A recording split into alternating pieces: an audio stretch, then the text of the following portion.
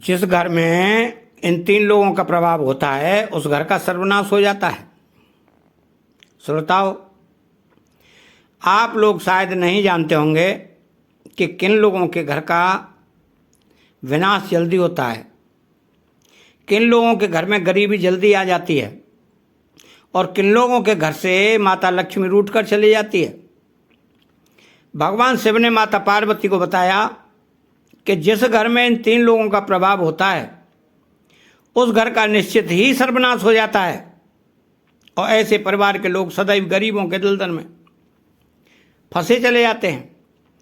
एक बार की बात है, भगवान बोले बाबा और माता पार्वती आकाश लोक में भ्रमण कर रहे थे। भगवान भोले बाबा ने कहा कि हे पार्वती देवी, पृथ्वी लोक में जिस घर में इन तीन लोगों का प्रभाव होता है उस घर का सर्वनाश हो जाता है और उस घर में दरिद्रता आ जाती है। तभी माता पार्वती कहती हैं कि हे स्वामी, आप बताइए कि वे कौन से तीन लोग हैं, हमारे हृदय में जानने की जिज्ञासा उत्पन्न हो रही है। तब भोलेनाथ कहते हैं कि ठीक है देवी, हम आपको आज एक प्राचीन कथा सुनाते हैं जिसे सुनने के बाद आपको पता चल जाएगा कि कौन से वे लोग हैं जिनके प्रभाव से घर का सर्वनाश हो जाता है। नमस्कार श्रोताओं, आप सभी से निवेदन है कि इस कथा को और कहानी को सुनने से पहले अगर आप सब भगवान शिव के सच्चे भक्त हैं तो कृपया कमेंट बॉक्स में हर हर महादेव लिखकर वीडियो को लाइक करें, चैनल को सब्सक्राइब करें और बेल आइकन पर ऑल का चयन करें, जैसे आप सभी को हमारा वीडियो सबसे पहले मिल सके और आप सभी प्राचीन कथाओं और कहानियों से जुड़े रहें। श्रोताओं, फिर भगवान भोले बाबा माता पार्वती को कथा सुनाते हुए कहते हैं कि हे देवी पार्वती, प्राचीन काल की बात है, किसी नगर में एक व्यापारी रहता था। वो व्यापारी बड़ा ही धनवान व्यक्ति था।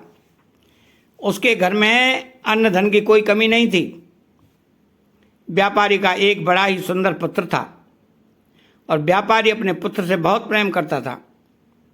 व्यापारी और उसकी पत्नी को विवाह के बहुत सालों बाद संतान की प्राप्ति हुई थी और वे दोनों अपनी संतान से बहुत अधिक प्रेम करते थे। व्यापारी हर कार्य अपने पुत्र से पूछकर ही करता था। व्यापारी का पुत्र अभी छोटा था, परंतु प्रेम में अंधे व्यापारी ने वह सब कुछ किया जो उसका पुत्र कहता था। अगर पुत्र कोई गलत कार्य करने के लिए भी कहता तो व्यापारी उसे भी कर देता था। व्यापारी यह नहीं देखता था कि उसका पुत्र अभी छोटा है और उसे इतने बड़े निर्णय लेने की समझ नहीं है, परंतु पुत्र प्रेम में वह अंधा व्यापारी और उसकी पत्नी अपने पुत्र की हर बात को सर आंखों पर रखते थे। व्यापारी के पुत्र को जो भी मांगता व्यापारी उसे लाकर दे देता था। श्रोताओं, फिर आगे भगवान भोले बाबा कथा को सुनाते हुए कहते हैं कि हे देवी, उस व्यापारी के घर के बाहर एक वृक्ष पर कई सालों से कबूतर रहता था। वह कबूतर उस व्यापारी के घर के बाहर कई सालों से रह रहा था और व्यापारी के घर को अच्छे से जानता था। व्यापारी भी उस कबूतर को जानता था और उसकी सेवा करता था, उसे दाना पानी खाने के लिए देता था। वह कबूतर यह देखकर बड़ा ही चिंतित रहता था कि व्यापारी अपने पुत्र की हर बात को मान लेता है और व्यापारी का पुत्र जिसकी भी चीज की जिद करता है व्यापारी उसे लाकर दे देता है। तो एक दिन कबूतर उसी पेड़ पर बैठकर यह सब देख रहा था। तभी वह व्यापारी से कहता है कि हे व्यापारी, तुम्हें अपने पुत्र के प्रेम में इतना अंधा नहीं होना चाहिए। तुम्हारी यह गलती तुम्हें आगे जाकर बहुत भारी पड़ेगी। तब व्यापारी कहता है कि अरे कबूतर, तुम नहीं जानते, मेरा पुत्र स्वयं भगवान का रूप है। इतनी मनौतियों के बाद मुझे पुत्र की प्राप्ति हुई है और वह जैसा कहेगा मैं ऐसा ही करूँगा। तब कबूतर कहता है अरे पुत्र प्रेम में अंधे व्यापारी, तुम्हें मेरी बात समझ में नहीं आ रही है। मैं तुम्हें एक कहानी के माध्यम से अपनी बात समझाता हूँ। श्रोताओ, फिर कबूतर अपनी कहानी को प्रारंभ करता है और कहता है कि हे व्यापारी, प्राचीन समय की बात है, एक गांव में एक सेठ रहा करता था। वह सेठ बड़ा ही भोला भाला व्यक्ति था। उस सेठ के 3 बेटे थे। सेठ अपने तीनों बेटों के साथ घर में आराम से रहता था। सेठ ने अपने सभी बेटों का विवाह कर दिया था और उसकी तीनों बहुएं उसकी खूब सेवा करती थीं। सेठ की छोटी बहू के घर में आने के बाद सेठ का घर बड़े सुख से चल रहा था। सेठ का व्यापार भी बहुत अच्छे ढंग से चल रहा था। छोटी बहू के आने के बाद सेठ के घर में अन्न और धन की कोई कमी नहीं थी और घर का माहौल बड़ा ही शांतिपूर्ण था। उनके घर में कभी कोई लड़ाई झगड़ा नहीं होता था। सेठ के सभी पुत्र एक साथ मिलकर रहते थे। सेठ की बहुएं भी आपस में बड़ा प्रेम करती थीं। चारों बहुएं मिलकर एक साथ खाना पकाती थीं और अपने पतियों और ससुर को खिलाती थीं। सेठ का व्यापार भी बहुत अच्छे से चल पड़ा। तीनों बेटे व्यापार को बड़े अच्छे से संभाल रहे थे। सेठ सोचता था कि अब तो उसका जीवन सफल हो चुका है। घर में तीनों बहुएं बड़े ही प्रेम से रहती थी और उसका व्यापार उन तीनों पुत्र बड़े अच्छे से संभाल रहे थे। अन्न धन की घर में कोई कमी नहीं थी। ऐसे विचार करके सेठ बड़ी सुकून की नींद लिया करता था। श्रोताओं, सेठ की इतनी अच्छी जिंदगी देखकर गांव के अन्य लोग सेठ से जलने लगे थे। गांव के सभी लोग सोचते थे कि सेठ तो बड़ा ही सुखी है, इसका जीवन बड़े ही आराम से कट रहा है और इसके जीवन में कोई दुख तकलीफ नहीं है। श्रोताओं, आगे कबूतर कहता है कि व्यापारी, अक्सर मनुष्य दूसरों की तरक्की से जलता है। तो जिस प्रकार केकड़े एक दूसरे का पैर पकड़कर किसी को आगे नहीं बढ़ने देते, उसी प्रकार मनुष्य भी किसी को आगे बढ़ता देख उसके पीछे खींचने की कोशिश करता है। मनुष्य अपनी तरक्की से जितना खुश नहीं होता, उससे अधिक वह दूसरों की तरक्की देखकर दुखी हो जाता है। अब जब सेठ तरक्की कर रहा था तो गांव के सभी लोग उससे जलने लगे थे। कोई भी सेठ से सीधे मुंह बात नहीं करता था। सभी सोचते थे किस प्रकार सेठ का जीवन कष्ट से भर दिया जाए और उसकी खुशी को दुख में बदल दिया जाए। श्रोताओं, यही सोचकर गांव के कुछ लोग सेठ के कुल पुरोहित के पास जाते हैं और कहते हैं कि अरे पुरोहित जी, आप यहाँ सूखी रोटी खा रहे हो और वहाँ आपका धनी सेठ बड़े आराम से पकवान खा रहा है, अपनी की बहू के हाथों का स्वादिष्ट भोजन कर रहा है। तब पुरोहित जी कहते हैं कि आप लोग क्या कहना चाहते हैं, मुझे बात समझ में नहीं आ रही है। तब गांव के लोग बताते हैं कि पुरोहित जी, आपका जीवन तो आपके जजमान से ही चलता है ना, परंतु आपका जजमान तो बड़ा सुखी है, उसके जीवन में कोई कष्ट नहीं है। और याद करिए, आपके जजमान ने आपको आखिरी बार अपने घर कब बुलाया था? अगर वो आपको अपने घर नहीं बुलाएगा और आपसे हवन पूजन नहीं करवाएगा तो भला उसकी रोजी रोटी कैसे चलेगी? आपका घर कैसे चलेगा? श्रोताओं, कुल पुरोहित को गांव वासियों की बात समझ में आ रही थी। वह भी सोच रहा था कि बात तो सही है, सेठ ने बहुत समय से मुझे अपने घर नहीं बुलाया है और उसका जीवन बड़े ही सुख से कट रहा है। इस प्रकार तो मेरे बीवी बच्चे भूखे मरने लगेंगे। कुल पुरोहित तो कहता है कि अरे भाइयों, आपकी बात तो बिल्कुल सत्य है। सेठ तो बड़ा धनवान बन चुका है, उसका व्यापार भी बड़ी तेजी से आगे बढ़ रहा है, उसके तीनों पुत्र बड़ी मेहनत करते हैं और उसकी चारों बहुएं मिलकर बड़े प्रेम से अपना जीवन व्यतीत कर रही हैं। उनके जीवन में किसी प्रकार का कोई कष्ट नहीं है। तो गांव के लोग कहते हैं, पुरोहित जी, अगर आप अपना घर चलाना चाहते हैं और सुख से जीवन जीना चाहते हैं तो आपको कुछ ऐसा करना पड़ेगा जिससे आपके जजमान सेठ के जीवन में कुछ कष्ट आ जाए, उसके घर में लड़ाई झगड़ा हो, तभी वो आपको हवन पूजन के लिए अपने घर में बुलाएगा और आपको धन मिलेगा। अगर ऐसा ही चलता रहा तो आप एक दिन गरीब हो जाएंगे और आपको भीख मांगनी पड़ेगी। इतना कहकर गांव के सभी लोग कुल पुरोहित के यहाँ से चले जाते हैं। अब इधर वह कुल पुरोहित बड़ी चिंता में डूब जाता है और सोचता है कि अगर अब मैं ऐसा क्या कर सकता हूँ जिससे सेठ के घर में लड़ाई झगड़ा होने लगे, उसका व्यापार बंद हो जाए, तभी वह मुझे हवन पूजन के लिए अपने घर में बुलाएगा। अब ऐसा सोचकर वह कुल पुरोहित एक साधु महाराज के पास जाता है और कहता है कि हे स्वामी मेरी सहायता करिए। मेरे गांव में मेरा यजमान है जो एक सेठ है। सेठ बड़ा ही सुखी जीवन जी रहा है। उसके जीवन में किसी प्रकार का कोई कष्ट नहीं है, परंतु जिस प्रकार चोरों का जीवन लापरवाह लोगों से चलता है, जिस प्रकार राजा का जीवन झगड़ा करने वालों से चलता है, उसी प्रकार पुरोहित और पंडितों का जीवन अपने यजमान से चलता है। अगर यजमान के घर में कोई दुखी तकलीफ नहीं होगी और वो हमें नहीं बुलाएगा तो हमारा जीवन कैसे चलेगा? हम धन कैसे अर्जित करेंगे? हम तो भूखे मर जाएंगे। तब साधु महाराज कहते हैं कि अरे पुरोहित जी आप चिंता मत करिए, आप बताइए कि क्या तकलीफ है। तब पुरोहित कहता है कि महाराज मैं चाहता हूँ कि सेठ के जीवन में कुछ कष्ट आने लगें, उसके घर में लड़ाई झगड़ा होने लगे, उसके व्यापार में कुछ कमी आ जाए, तभी वह मुझे हवन पूजन के लिए अपने घर में निमंत्रण देगा। पुरोहित की बातें सुनने के बाद साधु महाराज कहते हैं कि हे पुरोहित जी आपका काम तो बड़ा ही छोटा सा है। मैं आपको अभी बताता हूँ कि सेठ के जीवन में इतनी सुख और समृद्धि का कारण क्या है। अब साधु महाराज अपनी दिव्य दृष्टि से आंखें बंद करके देखते हैं। कुछ देर बाद साधु महाराज आंखें खोलकर कहते हैं पुरोहित जी सेठ के आगे बढ़ने का कारण उसके घर में आई छोटी बहू है। सेठ की छोटी बहू साक्षात माता लक्ष्मी का रूप है। वो बड़ी ही संस्कारी और बुद्धिमान स्त्री है। जब से वो सेठ के घर आई है तभी से सेठ के घर में सब कुछ अच्छा हो रहा है और उसका जीवन सुख से कट रहा है।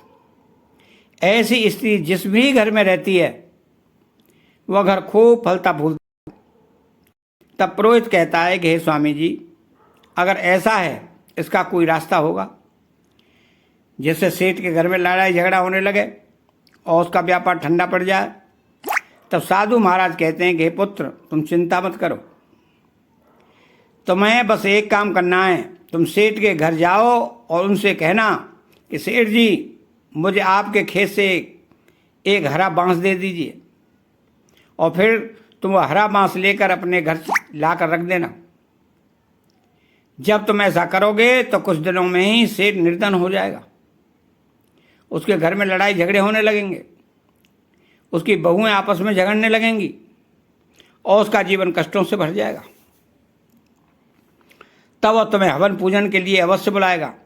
श्रोताओं साधु महाराज की बातें सुनने के बाद कुल पुरोहित साधु महाराज को धन्यवाद कहकर अपने घर चला जाता है और सोचता कि अगले ही दिन मैं सेठ के घर जाऊंगा और उसके खेत से एक हरा बांस मांग लूंगा। जब अगला दिन आता है तो सुबह जल्दी उठकर कुल पुरोहित सेठ के घर पहुंच जाता है और सेठ के घर पहुंचने पर पुरोहित आवाज लगाता है। अंदर सेठ आराम कर रहा था। सेठ बाहर आकर देखता है तो वह अपने कुल पुरोहित का बहुत स्वागत करता है। सेठ पुरोहित का बहुत आदर सत्कार करता है और उसे अंदर बैठा लेता है। सेठ कहता है बताइए पुरोहित जी आज इतने दिनों बाद आपका हमारे घर कैसे आना हुआ? तब कुल पुरोहित कहता है कि सेठ जी मैं बस यहाँ से गुजर रहा था तो सोचा आपसे मिलते चलूं। अब पुरोहित अपनी मीठी मीठी बातों से सेठ को फंसा लेता है और कुछ देर बाद कहता है कि हे सेठ जी मुझे आपके खेत में से एक हरा बांस चाहिए, क्या आप मुझे दे सकते हैं? तब सेठ जी कहते हैं कि अवश्य पुरोहित जी आपने इतनी छोटी सी चीज़ मांगी है, हम अपने आप को अभी आपको ला कर देते हैं। सेठ जी अपने खेत में जाते हैं और एक बांस का टुकड़ा तोड़ कर लेकर आते हैं। तब सेठ जी की छोटी बहू अपने ससुर को आता हुआ देख भागी भागी आती है और कहती है पिताजी आप यह बांस का टुकड़ा क्यों लेकर आए हैं?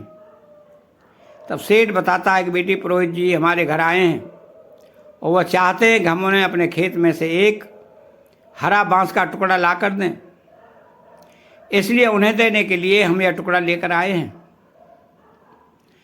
तब वह छोटी बहू कहती है कि पिताजी आप यह बांस का टुकड़ा पुरोहित जी को अवश्य दे दीजिएगा, परंतु इससे पहले कुछ देर के लिए बांस का टुकड़ा मुझे दे दीजिएगा, मैं इसे थोड़ी देर में लाकर आपको दे दूंगी।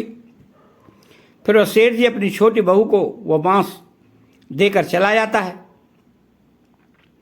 इधर वह सेठ की छोटी बहू बांस में से कुछ हरे पत्ते तोड़कर अपनी घर में बंधी हुई काली गाय को खिला देती है और इसके बाद वह बांस ले जाकर अपने पिता को दे देती है।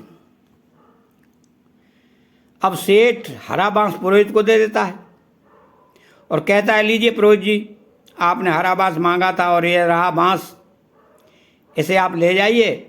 तो वो पुरोहित बड़ा ही खुश हो जाता है और सोचता है कि अब तो सेठ के घर की खुशियाँ मैंने ले ली हैं। पुरोहित अपने घर लौट आता है और बांस का टुकड़ा रखकर सोचता है कि कुछ दिनों में सेठ मुझे याद करेगा, क्योंकि उसके घर में लड़ाई झगड़ा गृह क्लेश होगा। तब मैं हवन पूजन करके अच्छे पैसे मांग लूँगा। ऐसे विचार करके वह कुल पुरोहित बड़ा ही प्रसन्न हो रहा था। अब पुरोहित इंतजार करने लगता है कि कब सेठ का बुलावा आएगा और मैं जाकर सेठ के घर में अब हवन पूजन करूँगा। तो श्रोताओं, परंतु इंतजार करते करते 1 महीना बीत जाता है, 2 महीने बीत जाते हैं, तीसरा महीना भी बीत जाता है। अब पुरोहित थक चुका था। एक दिन कुल पुरोहित दोबारा साधु महाराज की कुटिया में आता है और कहता है कि हे महाराज, आपके बताए अनुसार मैंने सेठ से उसके खेत में से हरा बांस मांग लिया था, परंतु 3 महीने बीत चुके हैं और अभी तक सेठ ने मुझे कोई बुलावा नहीं भेजा है। वो बड़े आराम से और सुख चैन से अपना जीवन व्यतीत कर रहा है। उसके घर में किसी प्रकार की कोई दुख तकलीफ नहीं है। तब साधु महाराज आंखें बंद करके अपनी दिव्य दृष्टि से देखते हैं और कहते हैं कि अरे पुरोहित जी, मैंने आपको बताया था कि सेठ की छोटी बहू बड़ी ही चालाक और बुद्धिमान है। जब सेठ आपको वो हरा बांस दे रहा था तब उसकी छोटी बहू ने उनमें से हरे पत्ते तोड़कर अपनी काली गाय को खिला दिए थे। इस कारण उसकी खुशियाँ और सुख समृद्धि उसके घर में ही रह गई। परंतु आप चिंता मत कीजिए, आपकी सहायता मैं करूँगा। फिर साधु महाराज आगे कहते हैं, पुरोहित जी, अब आपको सेठ के घर जाना है और उससे उसकी काली गाय मांगकर अपने घर लाना है। जैसे ही आप उसकी काली गाय को अपने घर ला कर रखेंगे, कुछ दिनों में सेठ के घर में दुख तकलीफ आना शुरू हो जाएगी और तब सेठ आपको निमंत्रण अवश्य भेजेगा। और वह कुल पुरोहित एक बार फिर प्रसन्न हो जाता है और साधु महाराज को धन्यवाद कहकर अपने घर के लिए निकल जाता है। घर पहुंचकर वह सोचता है कि कल सुबह होते ही मैं सेठ के घर जाऊंगा और उससे उसकी काली गाय मांग लूँगा। उसका बाद में देखूंगा कि सेठ कैसे इतना सुखी रहता है। अगले दिन सुबह उठकर वह कुल पुरोहित स्नान करके सबसे पहले सेठ के घर पहुंच जाता है। सेठ अपने घर का दरवाज़ा खोलता है और देखता है कि कुल पुरोहित आया हुआ है। सेठ उसे अंदर ले आता है और स्वादिष्ट भोजन कराता है।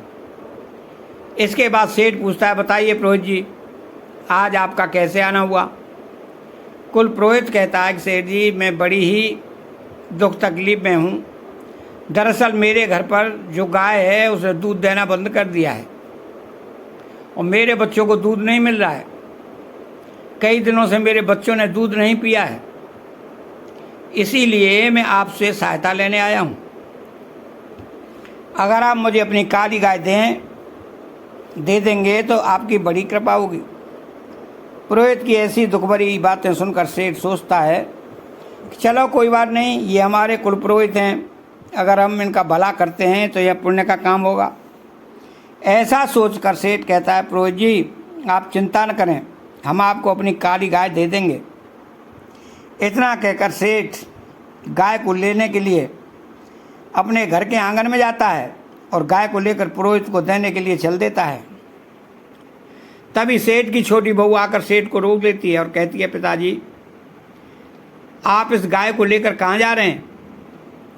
सेठ बताता है कि बेटी, हमारे कुल पुरोहित आए हैं और उनकी गाय दूध नहीं दे रही है, इसलिए वो हमारी काली गाय लेना चाहते हैं। मैं ये गाय उन्हें देने के लिए जा रहा हूँ। तब सेठ की छोटी बहू कहती है, पिताजी आप कुछ देर ठहरे, मैं अभी आती हूँ। फिर वह अंदर जाती है और एक सफ़ेद रंग की चादर लेकर आती है। वह उस चादर से काली गाय के आंसू पोंछती है और चादर को अंदर रख देती है। और फिर वह कहती है कि पिताजी अब आप जाइए और इस गाय को पुरोहित जी को दे दीजिए।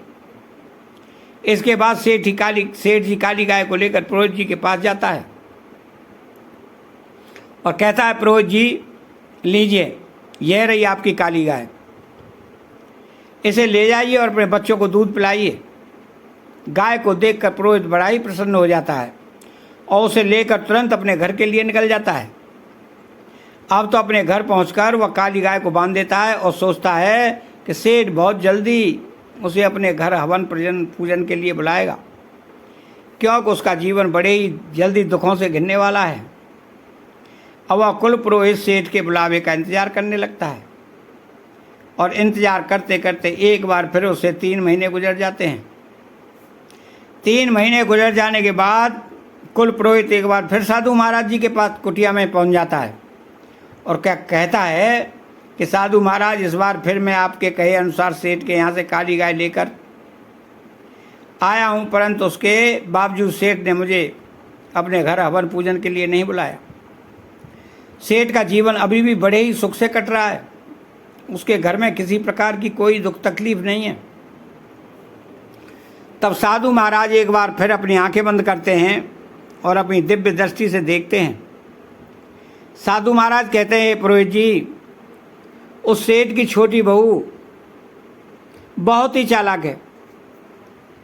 हमने जितना सोचा था वो उससे भी ज़्यादा चालाक है, वो सारी विद्या जानती है। सेठ की बहू बड़ी ही बुद्धिमान है। जब आप सेठ से काली गाय मांगने गए थे तब उसने सफ़ेद चादर में गाय के आंसू पोंछकर अपने पास रख लिए थे, जिसके कारण सुख समृद्धि उसके घर में ही रह गई।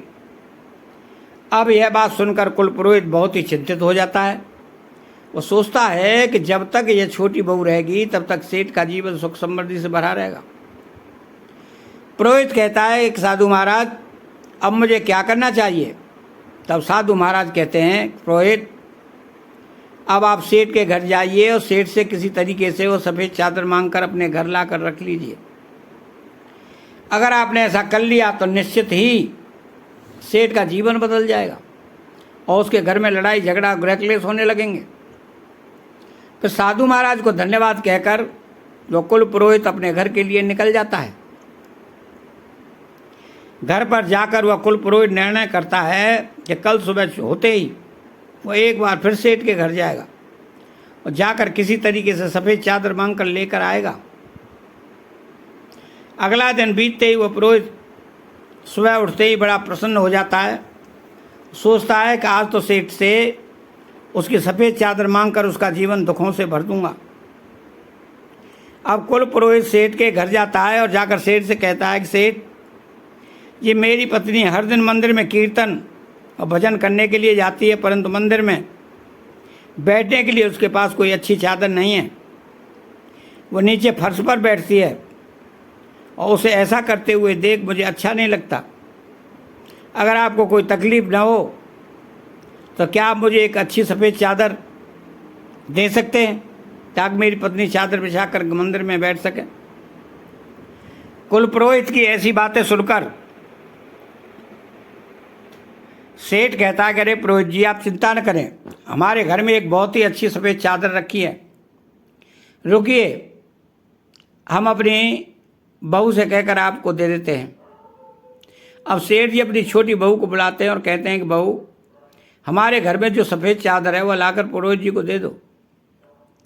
अपने पिताजी की बातें सुनकर वो छोटी बहू अंदर जाती है और वही सफ़ेद चादर निकालती है जिससे उसने गाय के आंसू पोंछे थे।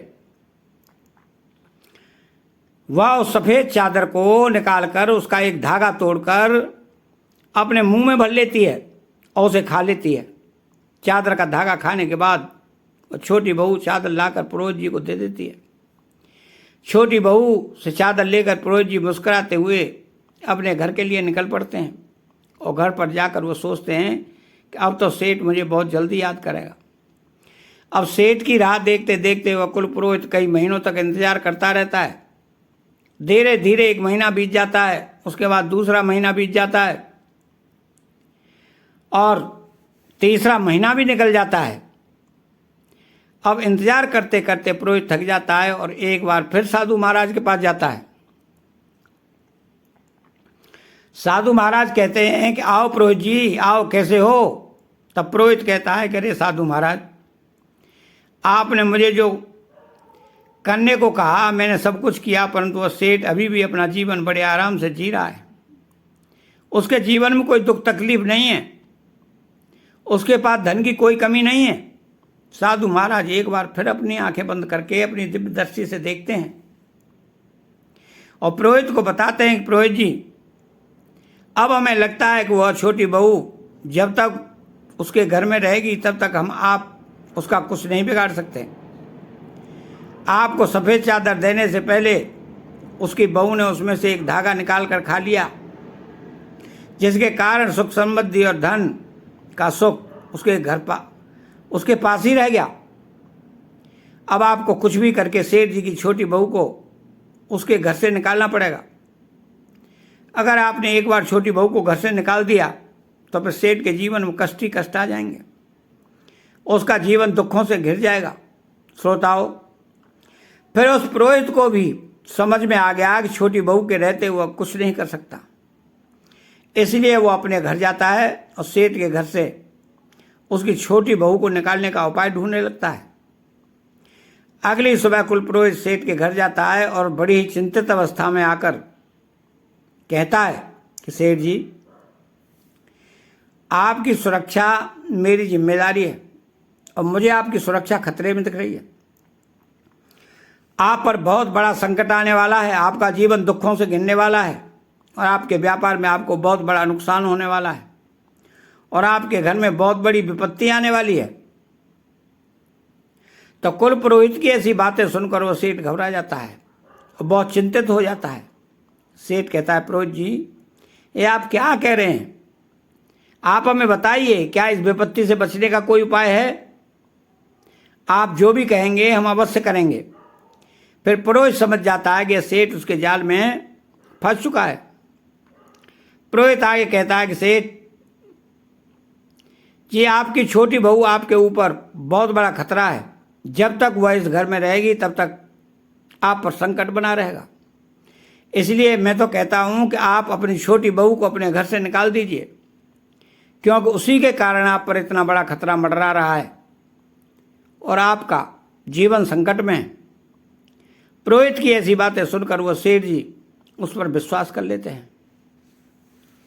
सेठ जी कहते हैं, पुरोहित जी, आप जैसा कहेंगे मैं वैसा ही करूँगा। आप बताइए कि मुझे अपनी बहू को घर से कैसे निकालना है। पुरोहित जी कहते हैं, सेठ जी, आप तुरंत कुछ भी करके अपनी बहू को घर से बाहर निकाल दीजिए। इतना कहकर वो अपने घर चले जाते हैं और सेठ जी चिंता में डूब जाते हैं। वो सोचते हैं कि मेरी बहू तो बड़ी अच्छे स्वभाव की है, मेरी इतनी सेवा करती है, मैं उसे अपने घर से कैसे निकाल सकता हूँ। फिर सेठ जी सोचते हैं कि वह मेरे लिए खतरा भी है और उसके कारण मेरे परिवार पर विपत्ति आ सकती है। यह विचार करके सेठ जी अपनी पुत्र वधू के पास जाते हैं और अपनी छोटी बहू से कहते हैं कि बहू, आज ही तुम मेरे घर से निकल जाओ। तुम्हारा इस घर में रहना अब सही नहीं है, तुम्हारे कारण हमारे घर में विपत्ति आने वाली है। वो अपने पिताजी की ऐसी बातें सुनकर वो समझ जाती है कि जरूर पुरोहित जी ने मेरे पिताजी के कान भरे हैं। वह बहू कहती है, ठीक है पिताजी, अगर आप यही चाहते हैं तो मैं इस घर को छोड़कर चली जाती हूँ। फिर अपनी पत्नी को घर छोड़कर जाता हुआ देख सेठ का छोटा पुत्र भी कहता है कि पिताजी, अगर मेरी पत्नी इस घर में नहीं रह सकती तो मैं भी नहीं रहूँगा। मैं भी अपनी पत्नी के साथ घर छोड़कर जा रहा हूँ। अब वह पत्नी और पति दोनों सेठ जी का घर छोड़कर एक शहर में चले जाते हैं और किराए के मकान में रहने लगते हैं। कुछ दिन बाद वे अपना नया धंधा शुरू करते हैं। सेठ की छोटी बहू जो बड़ी बुद्धिमान थी के कारण उनका धंधा बहुत अच्छे से चलने लगता है। उनका व्यापार बड़ा बन जाता है और छोटा पुत्र और उसकी पत्नी दोनों बड़े धनवान हो जाते हैं। वे शहर में अपना मकान भी खरीद लेते हैं। इधर सेठ का घर बर्बाद होता जा रहा था। घर में लड़ाई झगड़ा होने लगे थे। सेठ की दोनों बहुएं आपस में खूब झगड़ा करती थी और सेठ के दोनों पुत्र व्यापार पर बिल्कुल ध्यान नहीं दे रहे थे। सेठ के दोनों पुत्र बुरी संगत में पड़ गए थे और कुल पुरोहित हवन पूजन के बहाने सेठ से सारा धन लूट कर ले जा रहे थे। धीरे धीरे पुरोहित सेठ को पूरी तरह से लूट लेता है और सेठ का पूरा धन ले जाकर अपने घर ले जाता है। अब सेठ की हालत बहुत खराब हो चुकी थी। सेठ के घर में खाने पीने के लाले पड़ गए थे। भोजन नहीं था, पहनने के वस्त्र नहीं थे। अपनी ऐसी हालत देखकर सेठ एक दिन विचार करने बैठता है और गहरा विचार करने पर उसे समझ में आता है कि जिस दिन से मेरी छोटी बहू इस घर को छोड़कर गई है, उस दिन से इस घर की हालत बद से बदतर होती जा रही है। सेठ को यह समझ में आ चुका था कि उसकी छोटी बहू ही है जो उसके घर को बचा सकती है। सेठ तुरंत दौड़कर शहर जाता है और अपने छोटे पुत्र के घर जाकर अपनी लक्ष्मी स्वरूप बहू से क्षमा मांगता है। सेठ अपनी बहू के चरणों में गिरकर कहता है कि बहू मुझे माफ कर दो, मैंने पुरोहित की बातों में आकर तुम्हें घर से निकाल दिया, लेकिन तुम तो साक्षात लक्ष्मी हो। जब तक तुम मेरे घर में थी तब तक घर में सुख शांति बनी रही, और जब से तुम घर छोड़ कर गई हो घर में गृह क्लेश हो रहे हैं, लड़ाई झगड़ा हो रहे हैं, हम बड़े ही धनहीन हो चुके हैं। ससुर की ऐसी बातें सुनकर छोटी बहू कहती है, पिताजी आप चिंता मत करिए, मैं अभी अपने घर लौटती हूँ। यह भी मेरा घर है, वो भी मेरा घर है। मैंने पहले ही जान लिया था कि पुरोहित ने आपके कान भरे हैं और आपको कहा है कि आप मुझे घर से निकाल दें।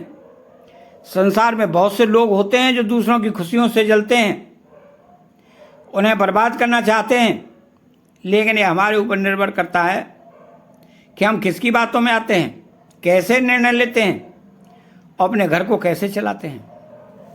अगर हम गलत लोगों की बातों में आकर अपने ही घर को तोड़ेंगे तो अवश्य हमारे घर का नाश हो जाएगा। इतना सुनकर सेठ अपनी बहू और बेटे को लेकर अपने घर लौट आता है। बहू घर आती है और उसके कुछ दिन बाद सेठ फिर से तरक्की करने लगता है। सेठ का व्यापार फिर से चलने लगता है और उसके घर में अन्न धन के भंडार भरने लगते हैं। परिवार में सभी मिलजुल कर रहने लगते हैं और सभी प्रेम और स्नेह बढ़ने लगता है। फिर भगवान भोले बाबा माता पार्वती से कहते हैं, हे देवी। एक दिन सेठ की छोटी बहू सेठ से कहती है कि पिताजी आज मैं आपसे जो कहने जा रही हूँ मेरी बात को ध्यान से सुनिए।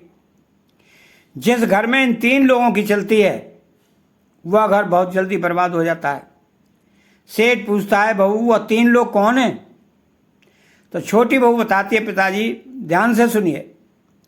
नंबर 1 बिगड़ा हुआ बालक। जिस घर में बिगड़ा हुआ पुत्र होता है जो गलत संगति में पड़ जाता है और उसकी बात घर में मानी जाती है तो उस घर का निश्चित ही सर्वनाश हो जाता है। नंबर 2 जिद्दी और लालची स्त्री। जिस घर में स्त्री लालची और जिद्दी होती है उस घर में कभी धन नहीं रहता और वह घर कंगाल बन जाता है। नंबर 3 जिस घर का मुखिया बाहर वालों की बातों में आ जाए और उसके कहे अनुसार चलता है तो उस घर का सर्वनाश हो जाता है। छोटी बहू आगे कहती है, पिताजी जिस प्रकार आप पुरोहित की बातों में आ गए थे उसी प्रकार अगर घर का मुखिया बाहर वालों की बातों को मानकर अपने घर के निर्णय करता है तो उसका घर अवश्य नाश हो जाता है। इतना सुनकर सेठ अपनी बहू की बातों को समझ जाता है। जब व्यापारी ने यह कहानी पूरी सुनी तो उसे सब समझ में आ गया। वह अपने पुत्र को सही शिक्षा देता है और पुत्र के अनुसार चलना बंद कर देता है। उम्मीद है कि आपको यह कथा पसंद आई होगी। अगर आपको कथा पसंद आई हो तो वीडियो को लाइक करके चैनल को सब्सक्राइब करें और बेल आइकन घंटी को दबाएं। कमेंट बॉक्स में हर हर महादेव अवश्य लिखें। बोला हर हर महादेव।